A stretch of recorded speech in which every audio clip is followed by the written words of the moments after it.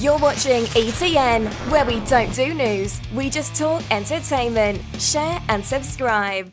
Hey guys, welcome to Entertainment Talk Nation. This is Rob. This video, we're going to do our next Q&A video, answering some questions from the last Q&A video. And we'll probably do about 4 or 5 questions, and then we'll move on from there. So, alright, I actually want to get to some questions that were asked in multiple videos, so that way you guys don't feel left out. So this one comes from Gigantist, and his question is a little bit long here, so I'm going to try and skim through it as quick as I can. With Terry Rossio, the guy who wrote the script for the Godzilla 94 movie, as head writer for the development of the Monsterverse, most specifically Godzilla vs. Kong, rather than bring in Ghidorah as the big threat, the two would team up against, as many speculate. What if they bring in a scrapped Gryphon monster from the 1994 version of the TriStar Godzilla script? He also goes on to say, I also think Kong could arrive to fight Godzilla using the underground passages at Skullcrawlers. Okay, so that's the speculation on that. So basically your question is, what are the chances of seeing the Gryphon as the monster that they fight together? I'd say 0, because it is a TriStar property. So there's probably no chance that we'll ever see the Gryphon. Unless they get the rights from TriStar, which I don't see happening. TriStar would probably charge them a substantial amount of money just to use the idea. You gotta remember, even though he wrote the script, he wrote it for TriStar. It would probably be considered TriStar property. So I'm gonna say no on that one. So moving on. So that, if that answers your question, hopefully.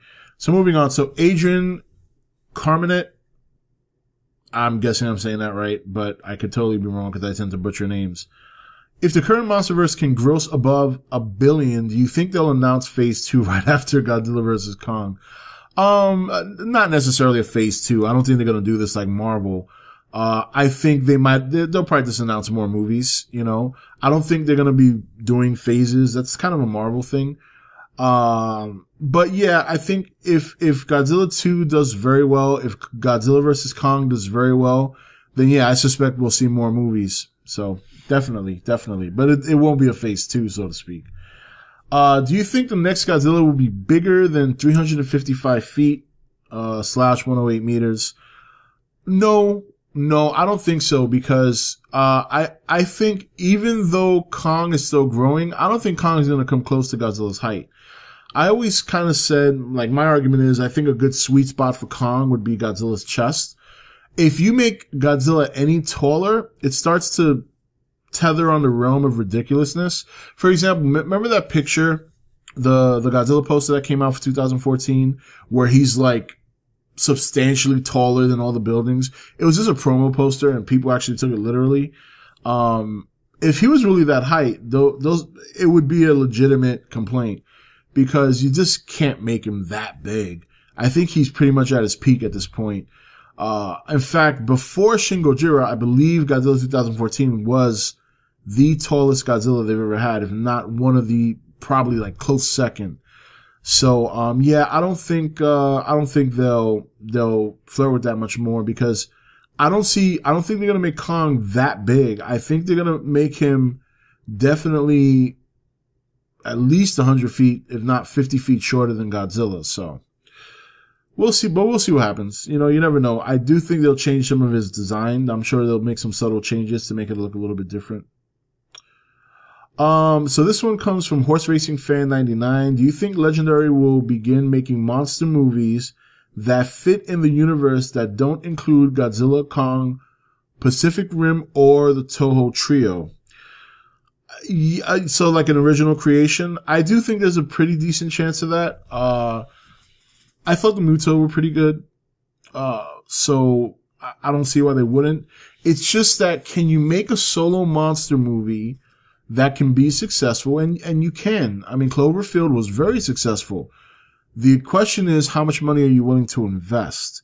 See, if they make a solo monster movie that's within this universe, that, let's just say it doesn't, like you said, doesn't include any of those monsters, they would have to be very careful of what they invest.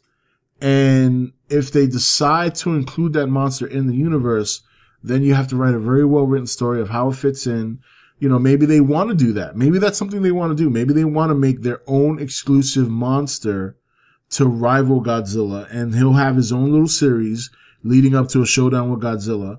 Maybe that'll be a second big showdown for Godzilla outside of the Kong match. Maybe he turns into the monster that faces Kong and Godzilla versus Kong as a bigger threat. Who knows? But I do think there's a decent chance. I wouldn't guarantee it because they have a lot of monsters they're working with right now. But I think there's a decent chance. In other words, like if it happened, it wouldn't surprise me. And if it didn't happen, I wouldn't necessarily be disappointed. But I would like to see an original creation. Definitely. I think that would be a good thing for just the series and for fans overall. So this one comes from Radionatics or Radionatics. Do you think Godzilla King of the Monsters will have cameos like Manda or Varan? No, I don't think so. Well, number one, as far as we know right now, they only have rights to Ghidorah, Mothra, and Rodan.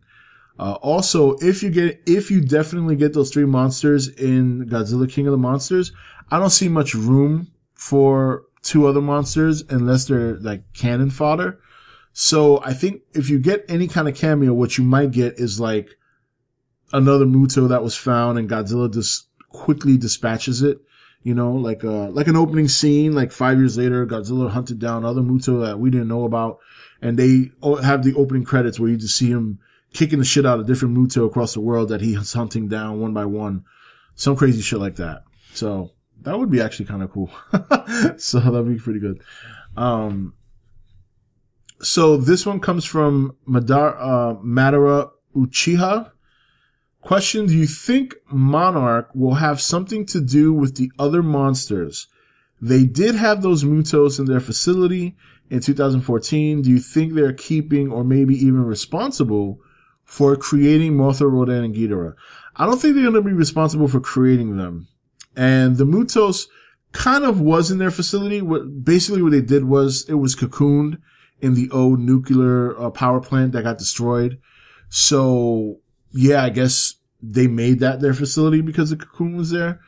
What I do think, well, actually, kind of your question is kind of answered already, because if you saw Kong Skull Island, at that time in the universe, story-wise, in the 1970s, they already knew about Ghidorah, Mothra, and Godzilla and Rodan. They already knew about them.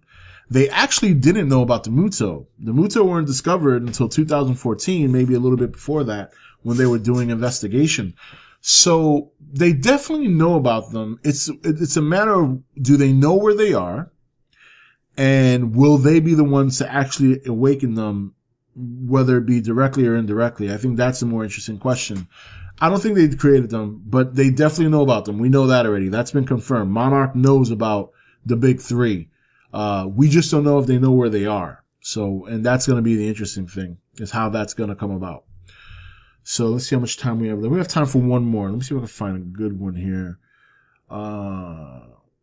Here's a decent one. Actually, I kind of touched on this a little bit, but we'll go into a little bit more detail here. Question. This one's from Shacklid78. Rob, do you think there will be any changes made to Godzilla's overall physical appearance in 2019? If so, why, and how subtle or not subtle would they be?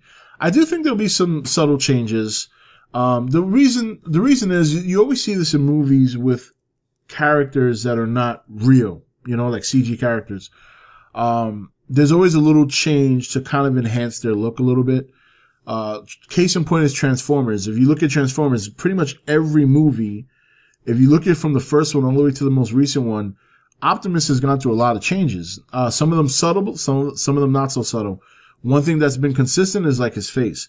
I do think you'll see some subtle changes to Godzilla to kind of represent either his war with the Muto in the last movie, so you might see some more scarring. They might make, if they're bringing in new monsters, right? So you figure, if they bring in a big monster like Ghidorah that looks imposing, they might make some features on Godzilla a little bit more imposing. Like maybe they might make his spikes an inch or two bigger, It doesn't look that noticeable, but in certain areas and the certain angles, it does. I don't think they'll make him any bigger than he is. Maybe they might slender his waistline down. One of the common complaints was that he was a little hefty from the waist down. So they might do that in an attempt to kind of appease fans or maybe make him look a little bit more sleek and a little bit more agile. But I think there will be changes. I just think they'll be very subtle. You literally would have to take his new look and have a picture of his old look side by side to see the differences. Without that, you probably won't notice them. Or they can just make him look the same. They might even change his color tone a little bit, you know? So I would say the best thing to do is when we finally get a glimpse at Godzilla King of the Monsters version, if you get a screenshot of him or if you happen to find a picture, you know, once they start doing all the promos, compare it to the 2014 and see if you notice any changes. In fact, we might just do that as a video when it happens. Sounds like a good idea. Anyway, guys, that's it for this video. Thank you for all your questions. And if I didn't reach your question, I apologize. I'll definitely try to get to it in the next Q&A video, which hopefully will be, well, it should be tomorrow. I know yesterday I actually recorded videos yesterday, and as I was going through the process of starting to edit them, for whatever reason, the audio was all screwed up. So I had to kind of redo them, and I had to wait till today to do it. So, all right, guys, that's it. Leave your questions in the comment section for the next Q&A video. And if you really want me to get at your question, you can just repost it in the new video, this video in particular. And hopefully I'll get to it next time. Until then, this is Rob signing off for E.T.N, where we don't do news, we just talk entertainment. Take it easy. Thank you for watching E.T.N. You can follow E.T.N on Facebook, Twitch or Twitter, or join the Nation Facebook page. Don't forget to click that subscribe button on your way out.